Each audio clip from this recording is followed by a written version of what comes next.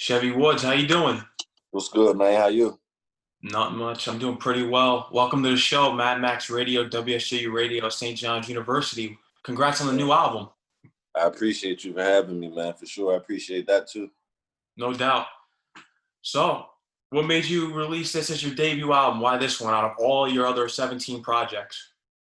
That's a good question. I think going into this, we had to figure out what was the big music. You know what I mean? We didn't want to go. I can make a mixtape in a week. You know what I mean? So with this, it was just about building up all of the things that I've been waiting to talk about when I got the right platform. Certain stuff I didn't voice over, being vulnerable to certain emotions and stuff like that, writing certain records, saying certain things. With the mixtapes and stuff like that, it was more a for the fans thing, so we could have music out all the time. You know what I mean? So it wasn't being rushed, but at the same time, it didn't take as much time and effort as to put in for the mixtape as it would for this album. How much time and effort did it take to put into this album? Woo! I mean, I got songs on there from 2 years ago. You know what I mean? Mm-hmm. So it's been a while. You know what I mean? Just piecing it together. I feel like I had the beginning and I had the end, and then I had to find the middle of it to see what records fit. And once we did that, it became a full body of work. What has Wiz said about the new album? Oh, he loves it. It's funny you asked that because when it first came out, I went over his crib, and when I got there, his son was like, "Play that Escape song, play that Chevy Escape song," and then Wiz was just like, "Yo, we gonna play the whole album," and he played it about 30 times, and we listened to it over and over again to the point where he helped me when shows got to get back out remember all the lyrics. So now I know all the lyrics now because he played it so many times. What did you have lined up before the whole coronavirus thing came about for this album? I mean, of course, we wanted to be out doing promo, hit the radio stations, see the fans, you know what I mean, do meet and greets, stuff of that nature. I think it was more of us wanting to connect the music with the fans as far as being in front of them. You know what I mean? So it was tours that we were going to do and all that stuff got shut down. So the rollout just changed to more digital and stuff like we're doing. Was the album cover inspired by Illmatic or Ready to Die? Lil Wayne. It was okay, the Carter 3. Yeah, it was the Carter 3. And it was also Ready to Die too. But the real reason that I wanted to do it was because of Lil Wayne. And I feel like when you get to and this is not for all rappers, this is probably just for me, but I feel like when you get to a certain point and you're comfortable, I feel like a real great body of work deserves a baby picture. So that's why I put the baby picture on there. Yeah, how did you feel about, you probably well-versed in hip-hop history, of course, because you're a huge rapper in the game right now, when Nas said, "Bad Boy Bite" and Nas album cover, wait, they had that whole beef back in the day with the album covers between Nas and Biggie. What'd you make of that situation? I mean, that was when it was a real aggressive. You know what I mean? I think it was super aggressive back then, where people really cared about stuff like that. I think nowadays, for me personally, I don't look at everything somebody does as like copying. I mean, of course, some people probably copy and mimic stuff here and there, but at the same time, there's some of us that get inspiration from certain stuff like that. So the Lil Wayne thing wasn't a copy move by me. It's just something that I always wanted to do because I was inspired by Lil Wayne's cover. What did you love most about the Carter 3? Just the way I mean, that was like an album that was top to bottom. So that's where it comes into play too. You know what I mean? With my album, I wanted to make it sure it was like top to bottom listened to. Because back then when I was buying CDs and shit like that, you could just play them. I mean, of course you get your favorite songs, but when you get an album like the Carter 3 and it's Lil Wayne, you usually listen to everything. And, that was like a great project that was put together. So I just want people to be able to like press play the same way. The title is Since Birth. What made you pick that one for this? Because I felt, I've been through, of course, like I was high school All-American stuff, basketball, football. I've been in the streets. Then I started doing the music thing after I was done with the streets. And I just felt like once I got to this position and it started to click and it started to work and people started to become fans, I felt like this was like my calling to be able to do this, but I had to go through all that to get to this position. So I feel like it's since birth. It means that I was meant to do this since I was born. I just had to find, you know what I'm saying, the pathway through everything else just to get to this position. What song would you say off of the album defines the album as a whole? Alive.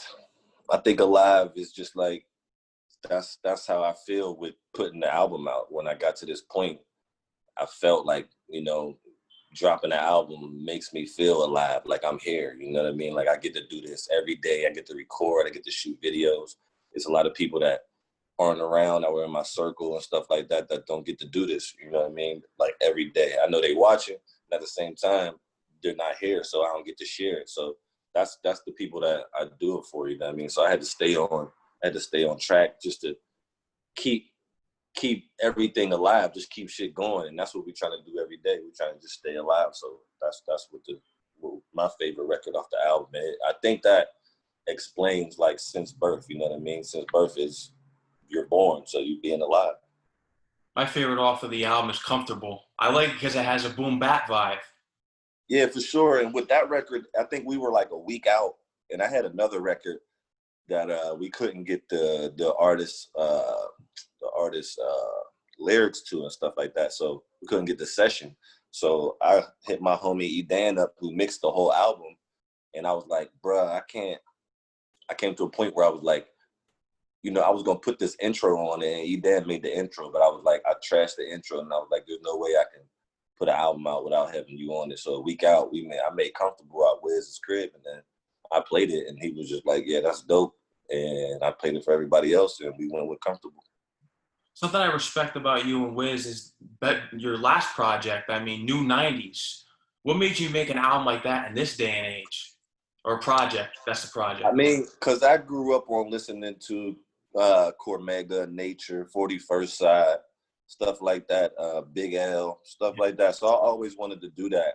And like one of my favorite rappers for sure, and I got a lot of them. It's at least 10 favorite rappers, but one of my favorite rappers is Big L. So I was like, you know, I always listen to his album and the song Flamboyant and Ebonics and Bonics and stuff like that. So I was like, I want to do some boom bap stuff. And my OG always set me down, and he played me that type of music. You know what I mean? So back in the day, I was writing and like rapping to that type of music. My sound sounded totally different. My sound sounded kind of similar to the 90s back then, when nobody even really heard me rap. You know what I'm saying? Because it wasn't really the internet. But I just wanted to bring it back. And, you know, Wiz is versatile. So, you know, he can do, you know, I roll up, and then he can do anything that I needed him to do on the New 90s. So the range was cool for me to just ask him to be a part of it. And that's why I respect you, like I said before, for paying homage to the 90s. Do you feel as though other artists should be doing that as well? I feel like it's a you thing. I feel like if that's what you into, then that's what you do. You know what I mean? So that's what I grew up on, and I always want to do that. So it was like, you know, something that I really was like, yo, I want to put together something like this. And the production started coming in, and I made like 2 songs. And then I just stuck with the same producers because they were making that song, and his name is Ty Made It. And KE had a couple records on there, but they were giving me that boom bap rap, and I was just like, it must mean that I need to make a project. So I just put it together like that. Yeah, my favorite one off of that was Floor Seats. Feet We'll knocked see. off that one. For sure, man. What's your favorite Big L album? Favorite Big L album is the self-titled. I think it's called Big L. I think it's the one where he's in all black. He got the glasses. Oh, and he's sticking up the L like that, the big picture. Yeah, just the mural. You know what I'm saying? It's the same as the mural. So that's my favorite. I got put onto that when I was maybe like 21, 22. You know what I mean? And I didn't even know for the time that I was listening to him that he had got killed. You know what I mean? And then I found out that later. So, and I really fell in love with like the Tupac record. You know what I mean? So that was Oh, super Deadly dope. Combination. Yeah, Deadly Combination for sure. That beat is crazy. And then Pac says something. He just says a bunch of real shit, so you know it's about to get crazy. Yeah. What'd you make of that track? Just two coasts coming together, because at that time we all thought it was the East Coast West Coast beef, but obviously they recorded that track sometime. Right. Well, I don't believe that. I think people that were in their groups, or people that were around them kind of like put that together. You know what I mean? Because it wasn't a time they weren't alive when it happened. You know what I mean? So I think they took a record that Pac had, a record something that Big L already had, and then they put it together, which is still dope because that's what they were trying to do. They were trying to bridge the gap anyway because there was a lot of that going on. New 90s, the cover, was that inspired by Doggy Style? No, New 90s, the cover was just actually an idea I had of like, I mean, I hate to say this, but when you pass away, they put murals up of you and stuff like that to get back to that, you know what I mean? So there's a lot of things that in my eyes, when I see it, people don't get their flowers and get celebrated before they, get a tragedy happens or they pass away or something like that. So that was just me putting me up on a wall before any of that stuff could even happen. You know what I mean? So I just wanted to be like, all right, cool. I'm gonna celebrate me. And the same way was since birth. I put my mom on the back of the artwork because I wanted to celebrate it so she was able to see it. You know what I mean? And celebrate it too. And you, off of the new album, Since Birth, you wrote a song, Flowers. What made you want to write a song like that? I actually hate that I had to write that record. You know what I mean? Because actually being friends with Nipsey and Mac, you know what I mean? It was like difficult to pen all that and say all that to the point where I did the first verse and then I came back and did the second verse maybe like 2 days later, and then I did the last verse like 3 days later, just because I couldn't sit in there and just put it all together without being emotional. So it's a record that I love, that I hate that I had to write, but it was my perspective on how that affected me and how much I respected them. Why do you think people don't give other people the flowers before they die? That's a good question. I couldn't even give you an answer to that. I don't know. I think you're more celebrated when you pass away. I think a lot of people hide their emotions of how they feel about you, and it's not like a manly thing or like a cool gesture to be like, "Oh, bro, I'm celebrating you." You know what I'm saying? I'm happy for everything you're doing. Blah blah blah blah blah. I think it's ceremonial style to bring flowers to a funeral. You know what I mean? So, but why not give them to me while I can smell them instead of me not being able to smell them and y'all take the flowers from the funeral and go home and they die out and stuff like that. At least you get flowers or you give somebody flowers, that they smelled them and they understand that you care. I cover sports on my show, and I know you're a big basketball player and football player, especially in college. Mm-hmm. What position were you for football? I play wide receiver. Wide receiver? That's crazy. My guest on Monday night was a wide receiver. Who's your favorite wide receiver of all time? Randy Moss. Randy. Randy Moss and then Peter Warwick is second. How good were you? I mean, I was nice. The only thing about it is I didn't have the SAT score. So when I got to college, I was on Prop 48, and that kind of like deterred my thoughts and how I think, not practicing, still having to go to school because I'm coming from school and I always did the work and that got me on the field. You know what I mean? Of course, you got to have like a C grade average. I was higher than that, of course, in high school. But then getting to college, you take the SATs, you don't get the scores. You go to the school, it's Prop 48. All of the other recruits are practicing and stuff like that. I was just like, you know what? Fuck this. I'm going to sell weed. I start selling weed. People start talking. And, I was like, before it gets into anything crazy, I'm out. And I dipped out, and that's when the street stuff started. Mm-hmm. What's your favorite game that you played of football, if you can remember? How many touchdowns did you have in a game? Oh, my favorite game was probably my senior year, my last game. I had 4 touchdowns. I had 5 catches. I had 4 touchdowns for $190, and I threw one on like a reverse pass or some shit like that. So I went out with a bang. I went out the right way. That's the way to go out. But bringing up SATs, that's a nightmare from the past. Yeah, it's a super nightmare. Because the thing about it is, too, like you go to, I was at a basketball camp when I had to do the SAT. So the dude that ran the basketball camp had his wife. This is the only way I was going to be able to play in the camp. And I've been there the last 3 years. And this was the big game for like high school all-stars. So he had his wife take me down to the school that they were having it at. She sat there in the parking lot, waited for me to take the SATs, then took me back to the basketball camp. So, people were really trying, to be in my corner and stuff like that. But I just got discouraged by a lot of things that was in the way. There was people dying in my family. There was stuff happening back home that was affecting, you know what I mean? Just like having that pressure on me. And not to say that I broke or I cracked or anything, because I still had to drive to find other things to do, you know what I mean, to occupy my time and to bring that coin in. What's your wildest college story in the dorm? If you could if you want to get into it. Wildest college story in the dorm.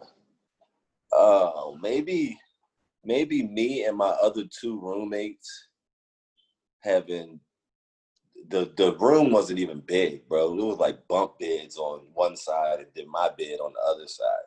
So maybe like us having 3 girls in the room at the same time on like each bed, and just like a whole bunch of shit going on with the lights off, like kids shit, man. It's not really like grown up shit. You just like turn the lights off and then, you know what I'm saying, you feel it on a girl and stuff like that. So like maybe being in the same room with the homies and being like that was pretty wild. Did you ever have public safety knock on the door or campus security there?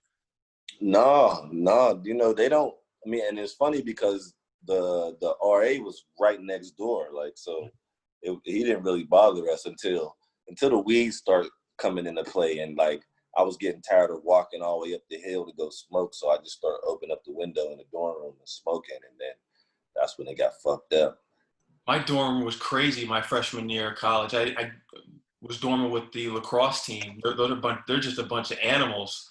Wow, yeah, for sure. I bet they're probably crazier than the linemen, because I used to hang with a bunch of linemen. Oh yeah? What were they like? They're crazy, bro. They drunk Milwaukee's best. That's what I could say about them. That's a terrible drink. Our RAs were scumbags too. They were taking advantage of freshman girls. Oh yeah, that's terrible. That's what they do though. They get in that position. If it's a RA with some swag, then that's what he's gonna try to do. If it's a RA that's like a nerd, he's gonna be like, yeah, what are you doing in there? You can't have this many people in there. So you got the two different RAs for sure. I remember checking in my freshman year, the first time I got to my campus. And I remember the girl in front of me, he was like giving her a whole rundown. You can call me anytime you want. And then as soon as I'm next in line, he's like, here's your key, here's your room information, and get going. Yeah, get the fucking, they don't care, man. You know what that is, man. They be thinking with they fucking peace. You feel me? So you gotta tell me, what's your favorite tour that you've been on? Because you've been on multiple tours, I think 20, right? Yeah, man, maybe a little under that. Maybe, I mean, it's close to 20, maybe like 15, 13. But the 2050 tour, when we were inside, like the arena shit with like all the Taylor Gang members. And I hope we bring that back and just go out like one more time or 2 more times with just all the Taylor Gang members, you know what I mean? Because at that time, we were still like kind of reckless, you know what I mean? So now that the business is in order and we all grown, I think that it'll be even better. I think more people will come as the fans like glue with us. Have you guys thought about doing anything virtually, or no, you're just gonna wait till everything opens back up? I mean, well, I've been watching, Wiz has been doing virtual shows, at his crib and stuff like that. And LA is about to be like on lockdown again. So I don't know when I'm gonna get a building, but we were thinking about doing something like that, some live stuff for the album, just since birth stuff. But, we're gonna see how this plays out. How's you and your family during this time? They great. They stay in quarantine, stand in the house. I got, my brother, my little brother back home, his son, which is my nephew, and I live with my brother, which is Ludi Boy. I live with him. So and my mom's cool. She just moved out the hood. She got a nice little crib in the cut somewhere, you know what I mean? So she's just chilling. So everybody just been staying safe and staying away from all the BS. You don't want to get caught up in this and then be spreading stuff to family members and things like that. So it's better to be safe. What track has gotten the most reception off the album? Maybe, I mean, it's 3 of them. I think Flowers, No Drama, and Alive. Gang With Us too. I think those 4 are the ones that are like people are really paying attention to and being like, yeah, this is the Chevy that we want to hear. Who was Switch Sides about? Say it again. Oh, it was. I mean, in particular, I'm not gonna say. Yeah, we don't want to give him any attention. But at the same time, you know what I mean. There's a lot of people that I grew up with that have been told on, and then they're in jail for it. So it's spoken basically on reality for me, and then in general for other people, because I know other people, and not just my homies that I've been around. I've met friends and stuff like that are my friends now that were strangers before that have the same situations going on with family members and stuff like that. Because my thing with in the streets, when you get in the streets, the civilian shit goes out the door. You know what I'm saying? You're no longer a civilian. You can't do certain shit. And number one, you can't tell. You feel me? You knew what you signed up for. Why'd you get into this to tell on somebody? You could have just been regular Joe Smo and went about your business, had a family, da-da-da. But now you got families fucked up because you got one person that's telling on a 22 people indictment. You know what I mean? And he does one person fucking up 22 families, 17 of them as fathers. You know what I mean? Stuff like that. And then it just, you fuck up, you just fuck up families, man. That's the whole thing about it. If you're going to get in it and do what you got to do and be solid, cool. Whatever comes with that, you got to know what comes with that. If you want to get in it and you want to tell on people and stuff like that, you don't need to be doing this type of shit. You know what I mean? Not saying this like I'm doing it now, but even before, when I was in the streets, there was a lot of dudes that I looked at or looked up to and was like, damn, I can't believe this is what you came out to be. Like, you older than me. Like, I looked up, you had everything in the hood. You feel me? And then you go tell because of certain situations didn't go your way. That's fucked up. You know what I mean? So that's where Switch Sides came from. And that's like it's like super personal for me because where I come from, we don't do none of that. You know what I'm saying? You keep it quiet. And you could count on 3 fingers how many people around in my neighborhood that didn't told on somebody. So you know how low that is. It's a lot of people in the neighborhood. So that's what we just live by in my hood. Times have changed. Music has changed. Do you feel as though that snitches, that's what we all call them, are accepted in the game today? Because I'm not going to say his name. I'm sure you know who he is. He has rainbow-colored hair. And you have Akon making songs with him, remixing Locked Up, which is just unbelievable in my opinion. But do you feel as though that snitches are accepted in the game? I don't feel like they're accepted, but they're protected. That's the thing about it. It's a whole different word. You feel me? They're not accepted, they're protected. So the normal street guy that's with the rah-rah that's gonna do whatever, he gonna tell you, shit, I ain't fucking with that motherfucker. Nah, he gonna get me booked, he gonna get me locked up, he gonna get me there. He got the police around him. If he's the police and then he surrounds himself with the police, what the fuck you gonna do? You gonna get in trouble always in that manner of trying to do anything or whatever. Now, mind you, if you tell and you come home and then you're just out on the streets thinking that everything is all gravy, yeah, somebody's probably going to splatter your egg. You know what I'm saying? So that's the thing about it. You get police around you, or you move out of the neighborhood that you were living in, and you just get your money and live free like that, and nobody never hears of you or nobody ever sees you. You know what I mean? That's the best way to take it. I think coming around and coming outside like that, of course, for the guy we talk about, coming outside like that, you're not going to be touched, not with the police around you. People are not looking at the police and saying, oh, I want to go towards that. No, you know what I mean? So he's going to be safe. Nobody will have to worry about that. Oh, no. I mean, how do you feel about how times in the game has changed, in which people on social media blow up off of a record instead of pure talent nowadays? I think it's cool because times have changed, you know, because where I come from in Pittsburgh, you can't walk out on the corner and have 15 dudes be out there and then you be like, yo, I could rap. And then you get a microphone or something, or they'd be like, rap for me. When you rap for them, that sticks with them. But they're not no CEOs or no record labels. They're not no, you know what I mean, A&Rs or anything like that. So just stepping outside, that wasn't there for us. You know what I mean? So I think that having that aspect in all these other places, you know what I mean? I ain't saying that Pittsburgh is just a place that that can't happen for you, but it just doesn't. But you got like Atlanta, you got LA, you got New York, you got Detroit, you got Texas, where there's the big labels and stuff like that always searching for talent. So whether you're on the street now, the phones come out and you rapping at a gas station, you might get a deal. You know what I mean? Because you never know who you're gonna run into now because the internet is the world. Yeah. It's insane just how the internet has changed the world and it's given a lot of opportunities to artists. 'Cause back in the day, people would say you had to be nice.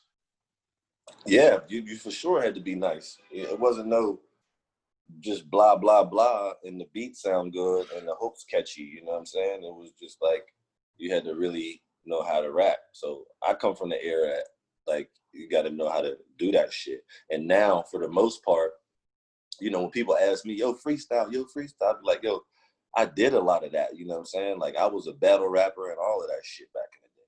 So I did a lot of that and it doesn't go nowhere. It's just that I'm at a point where I feel like songwriting and actually putting content and getting my music across is way more important than me spitting you 16 bars and making you happy. When you think about it, I think about you, Wiz Khalifa, and Mac Miller putting Pittsburgh on the map as far as hip hop goes. How do you feel about that as being one of the faces of Pittsburgh putting it on the map for hip hop?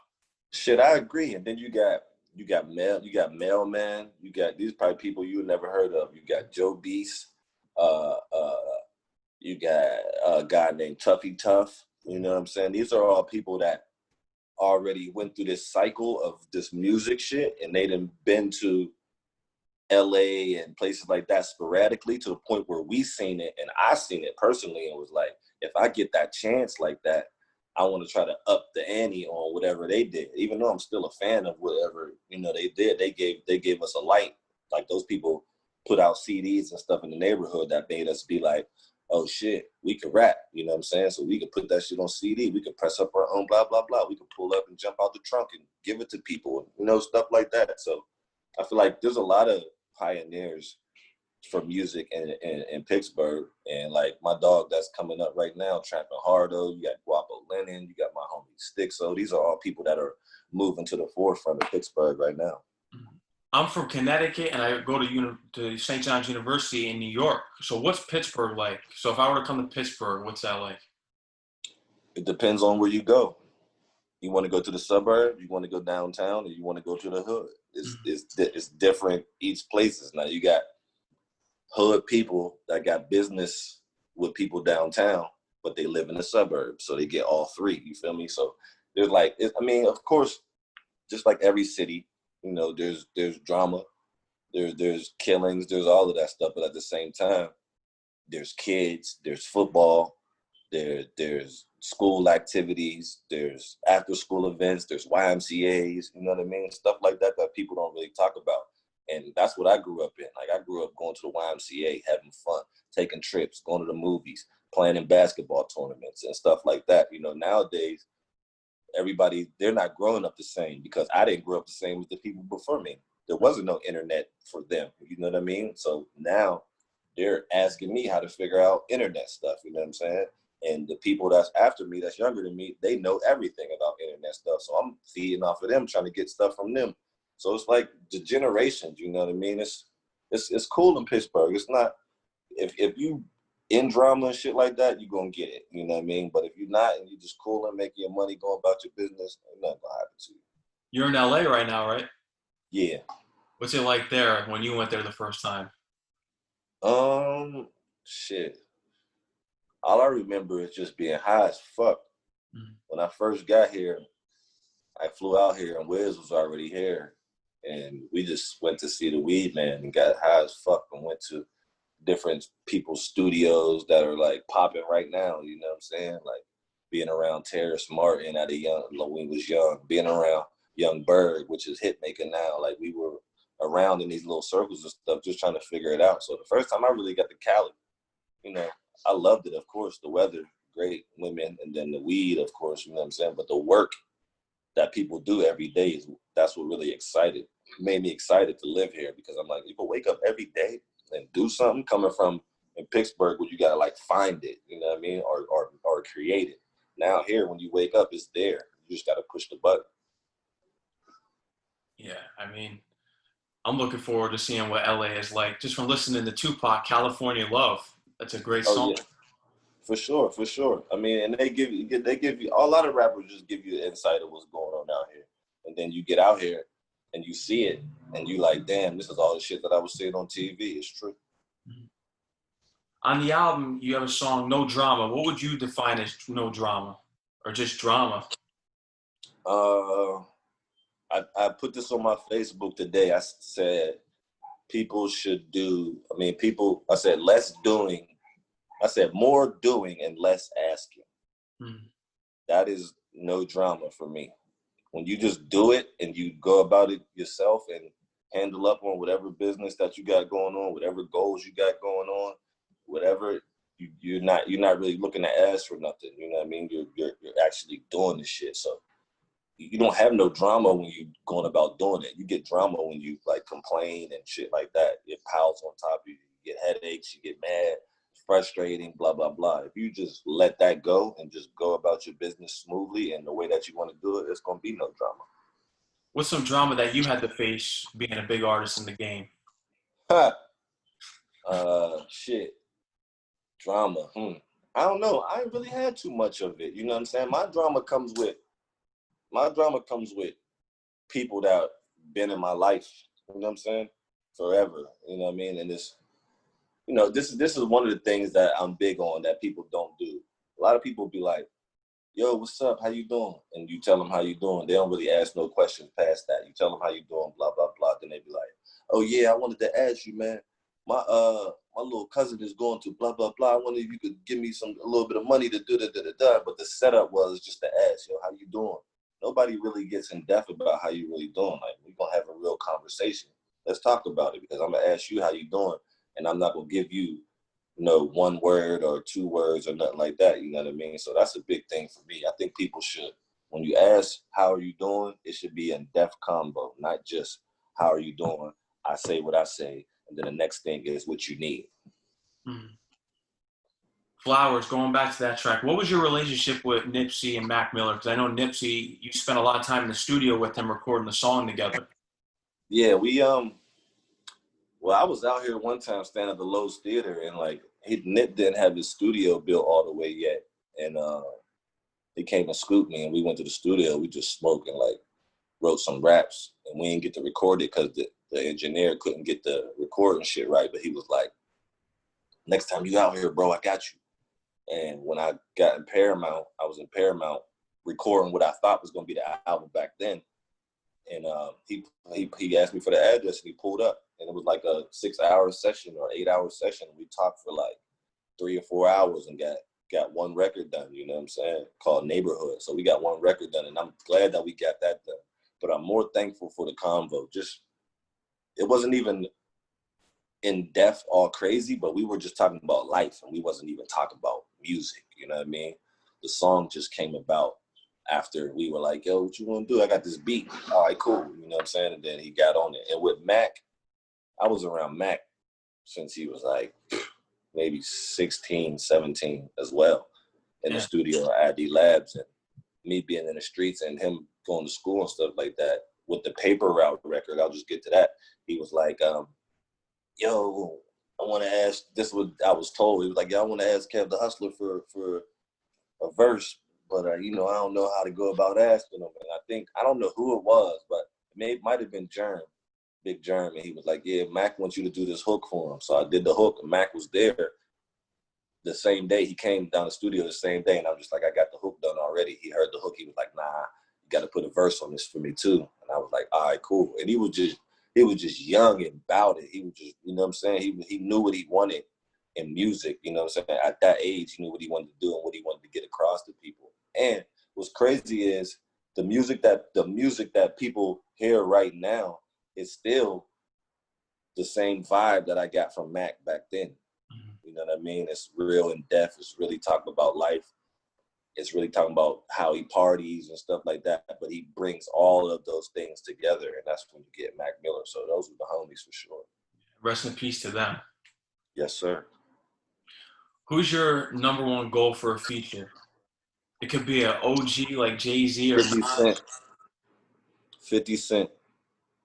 And why No 50? matter what, because that's where I found out that you can rap the way. That's what I found out coming from where I come from was similar to how he was rapping. I didn't see like how he grew up, but when I listened to his music, I'm like, damn, all this shit is happening outside my window. You know what I mean? So I just fell in love with cadence, how he put songs together, when he talked shit. You know what I'm saying? Like all of that. So I fell in love with 50 Cent way back on fucking Power of the Dollar. What album from 50 Cent did you favor most? That's the one. It's the one that people, you got to go. It's crazy because the story is full circle. I seen him in Miami, and him and Wiz had a section. And I was telling Wiz, like, I got to ask him this question so bad. And Wiz was like, man, go ask him. He a nigga just like you. I'm like, all right, cool. So I asked him, I'm like, yo, whatever happened to Power of the Dollar? And why is it removed off of iTunes and everything, blah, blah, blah? And he told me, he was like, because I bought the publishing and I'm going to rebrand it and put it out at a later date. And I was just like, dog, that's my favorite album. I know a lot of that shit word for word. And that's what really put me on to 50 Cent, to the Power of the Dollar album. Hands on the Dashboard was a song that you spoke about, especially with police brutality right now going on. Do you ever see it getting any better out here?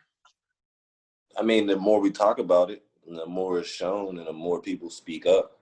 And, you know, of course, on my end, being Black, African American, you know, we gonna speak on it all the time. But of course, on your end and other races and stuff like that, we also need the help from, you know, allies to be able to get it onto certain platforms where people aren't talking about it. You know what I mean? I don't get into politics and shit like that. But at the same time, I think the more you speak about it and the more actions come from it, things will change for the better. With the whole George Floyd thing that went on, which was just horrible, it definitely, I feel as though it brought a lot of people together because you saw people from all races marching and protesting. Yeah, for sure, for sure. And that's what you need, and that's what you want, and that's the reason for the voices saying what they're saying, so we could be heard. So it's not just reaching, you know, the Black community, it's reaching all communities, and then all communities are pitching in and all ethnicities are pitching in to get the message out. Because of course, I'm also with the All Lives Matter thing, but at the same time, you know, if you singling out one live that really matters that have been like reprimanded for years, you know what I'm saying? Just Black Lives Matter for sure. Because if I was just watching Odell Beckham and Cam Newton and to my homie, shout out to Todd Gurley and Victor Cruz, and they were talking about head coaches in the NFL. Yeah. Black, white. Owners, zero. All the secondary positions, secondary, running back, wide receiver, all Black positions. They don't get the chance to be offensive coordinators or defensive coordinators. They just keep them at skilled positions. Yeah. You know what I'm saying? So I always tell people, just this is how race and stuff works. If you take it to the football field, you'll never see a Black kicker and a Black holder. Yeah. Just like you'll never see 4 white secondary, 2 corners, and 2 safeties.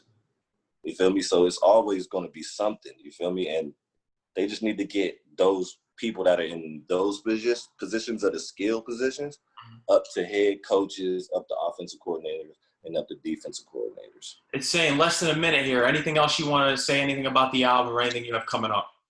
Nah, man, Since Birth out right now. I appreciate the love. No It's, doubt. you know, like it's I got a baby picture on it, and that's my baby. You feel me? So I want people to hold that baby, sing to that baby, you know, talk to that baby, feed that baby milk. You know what I mean? So Since Birth out now, man. I appreciate the love. Chevy Woods, thank you for coming on the show. It was an honor. We'd love to have you back. Yes, sir, for sure. Just hit me up, man. No doubt. Take care. Thank you to Gabe for setting this up. Yes, sir. Take care. You too. Thank you.